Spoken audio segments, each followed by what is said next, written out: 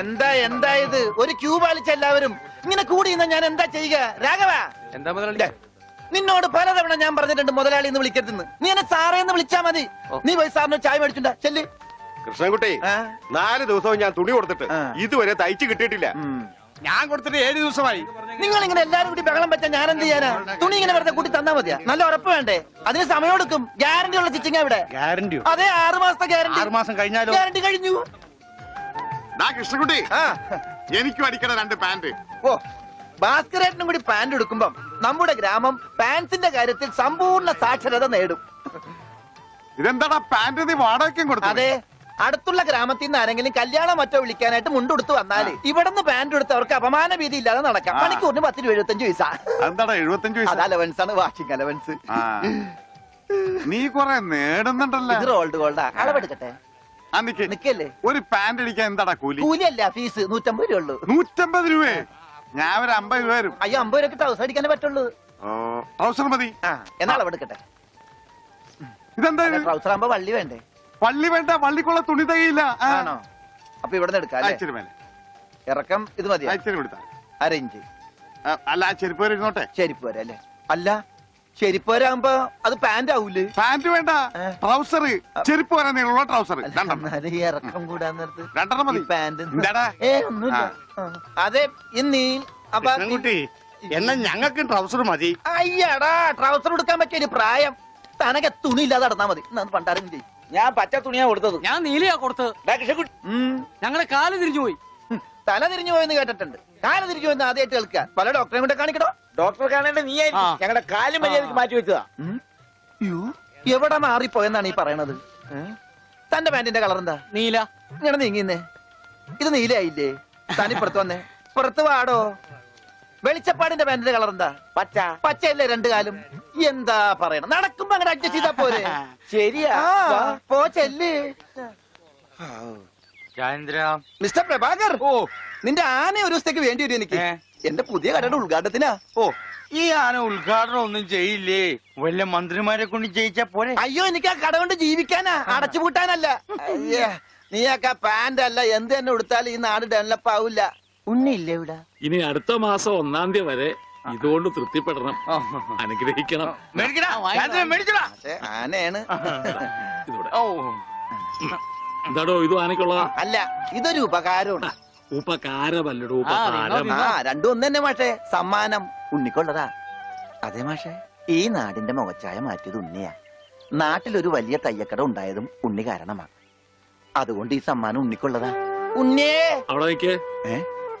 അവനിപ്പോ ഇതിന്റെ ആവശ്യമൊന്നുമില്ല. ഇതുകൊണ്ട് തീർന്നില്ല മാഷേ. യഥാർത്ഥ ബിസിനസ് ഞാൻ പറയാൻ പോണുള്ളൂ. എന്താ നിന്റെ യഥാർത്ഥ ബിസിനസ്? അല്ല, അടുത്ത ഗ്രാമത്തിൽ ആർക്കും പാന്റ് ഇല്ല. വെറും കൺട്രി ഗ്രാമം. ഉണ്ണിയെ ഒരു തിങ്കളാഴ്ച അങ്ങനെ ഇറക്കി വിട്ട ബുധനാഴ്ച എനിക്ക് കട തുടങ്ങാം. 50-50. അതാ കടയുടെ പേര്? ഏയ്, നമ്മൾ തമ്മിലുള്ള ലാഭക്കരാറാണ് 50-50. ഉണ്ണിയെ ഒന്ന് ഇറക്കി വിടുവോ മാഷെ? അങ്ങോട്ട് തോന്നിക്ക്. ഉണ്ണിയ എന്താ മാഷെ ചന്തിക്ക്? ഇപ്പൊ ഇതിരിക്കട്ടെ, ബാക്കി 50 അടുത്ത ബുധനാഴ്ച. ഉണ്ണിയെ കാണാനെന്നും പറഞ്ഞു ഒരുത്തടി പഠിക്കാതെ കയറിപ്പോയത് അടിച്ചു അവന്റെ പോടോ അങ്ങാണെങ്കിലും. എന്നാ കൃഷ്ണൻകുട്ടി, കടയുടെ ഉദ്ഘാടനം? അത് പറയാൻ മറന്നുപോയി. നിന്റെ അമ്മൂമ്മയുടെ 16 അടി എന്തിന്? കവലക്കാണെങ്കിൽ ലിഫ്റ്റ് തരാം. എടോ, ആനയുടെ ഡ്രൈവറെ പറഞ്ഞു അമ്മൂന് കൊടുക്കൂ. ഓ മോനെ, ആ കത്തൊന്ന് മേടിച്ച് ഇങ്ങോട്ട് വാ. ഇത് വന്നിട്ട് തരാം കേട്ടാ. വാ ഇങ്ങോട്ട് വാനെ. കത്ത് മേടിക്കാനേ. ശബ്ദം ഉണ്ടാക്കല്ലേ. കത്ത് മേടിക്കാനേ. ഇങ്ങോട്ട് മേടിക്കാനേ കത്ത്. ഇങ്ങോട്ട് മേടിക്കും. മേടിച്ചോ? മേടിക്കാനകത്ത് അങ്ങനെ. അതെ, ഈ തുമ്പിക്കൈയിൽ വെച്ചിട്ടേ ഈ ലഡു ഒന്ന് അവന് കൊടുക്കാൻ പറഞ്ഞേ. തനിക്കല്ല, അവന്. ഉണ്ണി ഈ ലഡു കൊടുക്കാനേ.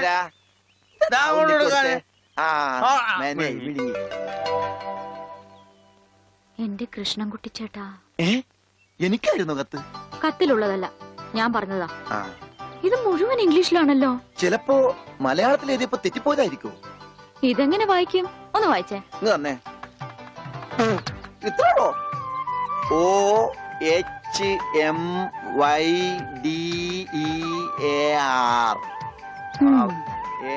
ഇങ്ങനെ വായിക്കാൻ ആർക്കാ പറ്റാത്തത്? കൂട്ടി വായിക്കേ. ഇത് കൂട്ടക്ഷരമാണ്. ഈ ഡോക്ടർമാർ എഴുതൂലേ അതുപോലത്തെ. ഇത് കൂട്ടി വായിക്കണമെങ്കിൽ ഇംഗ്ലീഷ് മരുന്നിടെ തന്നെ കൊണ്ടുപോകണം. ഇത് ആർക്കാ? അമ്മൂന. പിന്നെ ആരോടും പറയരുത്. അകത്ത് മുതലാളിയോട് ചോദിക്കാൻ പോയതാവും അല്ലേ? ഇത് ആഹാരത്തിന് ശേഷം 3 നേരം. ഇത് വേദനയുള്ളപ്പ കഴിക്കുക. വേദന ആർക്ക്? അപ്പൊ താൻ ഇങ്ങനെയല്ലേ മരുന്ന് കൊടുക്കുന്നത്? ശരിയാക്കി തരാടോ, ശരിയാക്കി തരാ. ഈ കണക്കിന് തന്നെ വിശ്വസിച്ചൊരു പെണ്ണ് ലവ് ലെറ്റർ തന്നാ താൻ അവൾക്ക് കൊടുക്കുന്ന വയറിളക്കാനുള്ള മരുന്നായിരിക്കുമല്ല. വന്നേ വന്നേ.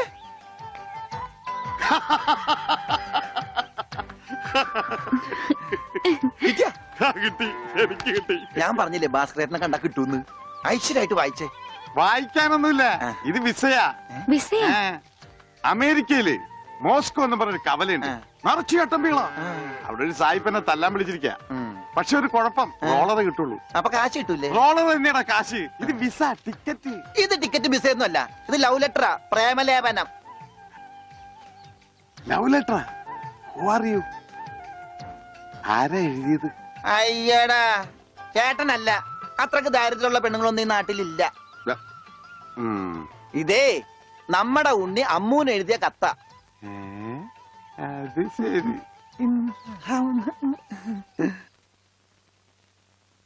What A beautiful love letter. ഒരു കാര്യം ഉറപ്പായി, അവൻ പഠിച്ചിട്ടുണ്ട്. പ്രേമലേഖനം എഴുതാനാ? അല്ലടോ, വിദ്യാഭ്യാസമുണ്ടെന്ന്. ഓ. നോക്കൂ, കാളിദാസനും ഷെല്ലിയും ഷേക്സ്പിയറും പ്രണയത്തെക്കുറിച്ച് എഴുതിയിട്ടുള്ള അതിമനോഹരങ്ങളായ വാചകങ്ങളാണ് ഇതിലുള്ളത്. മറ്റൊരു കാര്യം കൂടി എനിക്ക് ഉറപ്പായി, അവൻ നാടും വീടും ഒക്കെ മറന്നിട്ടും അവന്റെ മനസ്സിൽ അമ്മുവിനെ കുറിച്ചുള്ള ഓർമ്മകളുണ്ട്, സ്നേഹവും ഉണ്ട്. God bless you.